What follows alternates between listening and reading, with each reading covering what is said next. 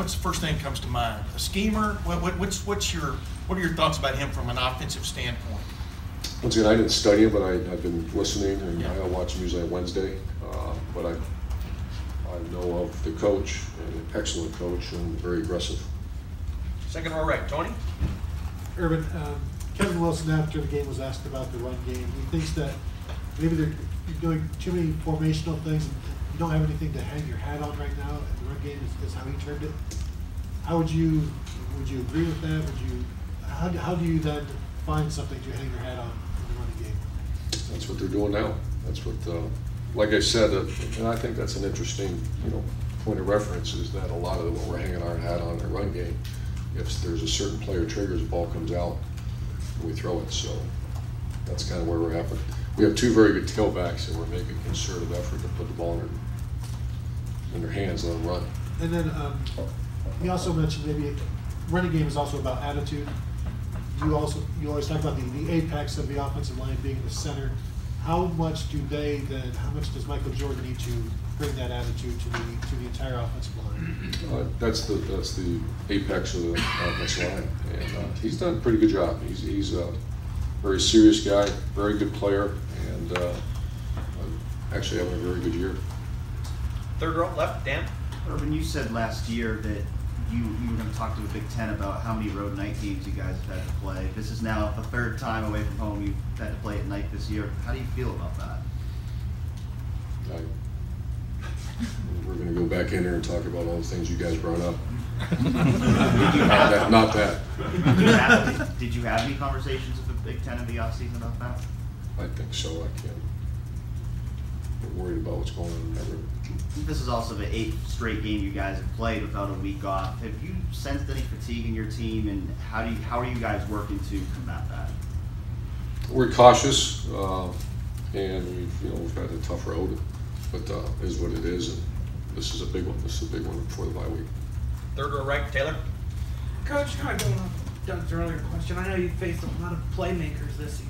Trace McSorley, TCU had a couple, but what specifically stands out on the page about a guy like Rondell Moore? Just explosive player. Obviously, I have not, once again, I apologize, I have not studied him on offense yet. I will. I've studied in the return game, and he's a guy that you have to be very careful with in the return game. He's a dynamic player. And then I know this past weekend may not have been your guys' best game, but do you kind of take solace in the fact that 4 of the top 10 teams lost, 3 barely won against them? I mean, do you take any solace in that hey, we're not the only team, really good team that's struggling right now? Or what? Do you take solace in the fact that maybe there are other really good teams out there that are kind of going through their struggles right now, and 4 of the top 10 teams lost this weekend? So Just got Tuesday practice tomorrow and do the best we can to get guys healthy. Last couple questions over to the left, Matt. I'm just wondering, in our world with fans and everything, you don't run the ball well, you struggle on defense, everybody freaks out.